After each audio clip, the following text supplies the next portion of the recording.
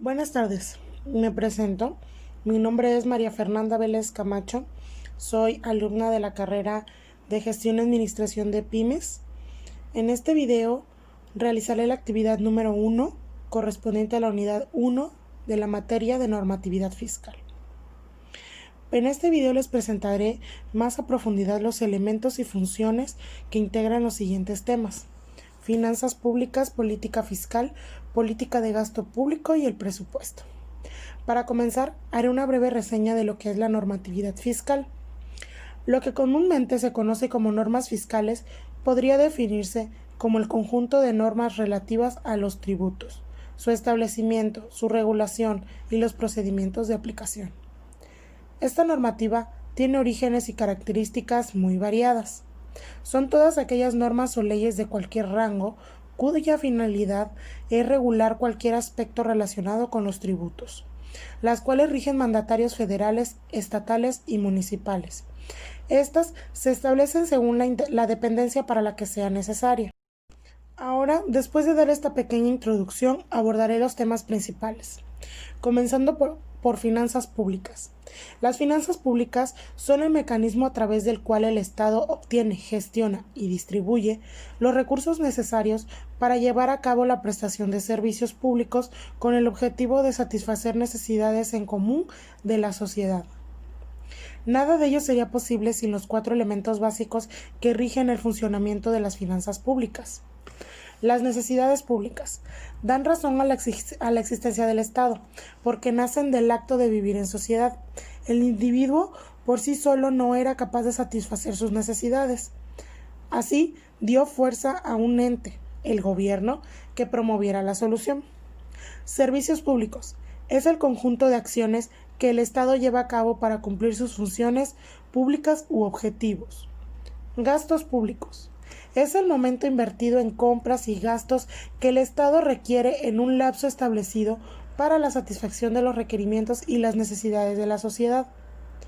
Este elemento debe administrarse a la perfección para evitar endeudamientos innecesarios del país y mantener en balance la economía de este. Recursos o ingresos públicos son los medios con los que cuenta el Estado para llevar a cabo sus funciones públicas y para cumplir con los objetivos planteados durante un periodo determinado. Ahora, el segundo tema: política fiscal. La política fiscal puede ser contrastada con otro tipo principal de la política económica, la política monetaria, que intenta estabilizar la economía mediante el control de las tasas de interés y la oferta de dinero. Los dos principales instrumentos de la política fiscal son el gasto público y los impuestos. Los cambios en el nivel y la composición de los impuestos y el gasto público pueden influir en las siguientes variables en la economía: la demanda agregada y el nivel de actividad económica, el patrón de asignación de recursos y la distribución de los ingresos. Existen así dos tipos de política fiscal. La primera es la política fiscal expansiva, que genera un déficit en los presupuestos del Estado, es decir, una situación en que el gasto público es superior a los ingresos fiscales, que se financia mediante la emisión de deuda pública. Los mecanismos a usar son: 1. Aumentar el gasto público para aumentar la producción y reducir el paro. O 2. Aumentar el gasto privado bajando los impuestos para aumentar la renta disponible de los agentes económicos privados, lo que provocará un mayor consumo de las personas y una mayor inversión de las empresas. En definitiva, un aumento de la demanda económica. Se denomina expansiva porque se ejecuta para estimular el crecimiento económico y crear empleo. Número 2. Política fiscal restrictiva, que genera un superávit en los presupuestos del Estado, es decir, una situación en que el gasto público es inferior a los ingresos fiscales. Los mecanismos son los contrarios que expansiva. 1. Reducir el gasto público para bajar la demanda y por tanto la producción. O 2. Reducir el gasto privado subiendo los impuestos para que los ciudadanos tengan una renta menor, disminuya su consumo y con ello la demanda económica. Se ejecuta cuando la economía conoce un periodo de excesiva expansión y tiene necesidad de frenarse para evitar el aumento de los precios, es decir, la inflación. Ahora continuamos con el tema de política de gasto público. El gasto público es la cuantía monetaria que se desembolsa el sector público para desarrollar sus actividades. No todos los gastos son iguales. Al igual que ocurre en el sector privado, podemos clasificar el gasto en distintos tipos. Estos son: número 1. Gasto o corriente. En ellos se encuentran aquella cantidad de dinero destinada a las operaciones más básicas del Estado. Por ejemplo, gastos en salarios del funcionariado o en la prestación de determinados servicios públicos. Número 2. Gasto de capital. En este gasto se encuentra aquel destinado a la obtención de activos, tangibles o intangibles. También se añaden en este punto la compra de inmovilizado para desarrollar las actividades corrientes, por ejemplo, la compra de trenes. Número 3. Gasto de transferencia.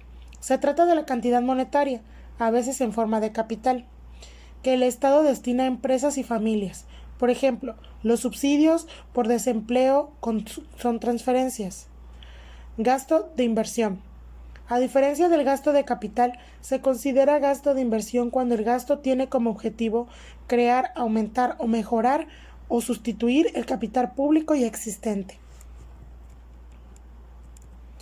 Entre los principales objetivos del gasto público se encuentran distribuir la riqueza, mejorar el acceso a la salud de los ciudadanos, asegurar la justicia, mejorar el empleo, fomentar el crecimiento económico, salvaguardar el medio ambiente, permitir el acceso a la educación, garantizar una vida digna, Fuerzas Armadas. El gasto público puede clasificarse en administrativo, gastos que efectúan dependencias y entidades públicas con el fin de obtener servicios públicos, seguridad, servicios comunitarios, viviendas, sanidad, transporte y otros servicios económicos. Económico. Identifica y agrupa los egresos del sector público en categorías similares y determinadas, de acuerdo con las características económicas de la transacción. El gasto público económico permite destinar y clasificar los gastos según su finalidad económica, en gastos corrientes de capital, aplicaciones financieras y transferencias. Funcional. Organiza el gasto público de acuerdo con la naturaleza de los servicios que brindan las entidades públicas de la comunidad. El gasto público funcional permite establecer los objetivos generales y los medios por los cuales estos se pretenden lograr. Ahora retomaré el último tema. Este es el presupuesto. Un presupuesto es un plan integrador y coordinador que expresa en términos financieros con respecto a las operaciones y recursos que forman parte de una empresa para un periodo determinado con el fin de lograr los objetivos fijados por la alta gerencia. Los principales elementos del presupuesto son: en un plan, esto significa que el presupuesto expresa lo que la administración tratará de realizar.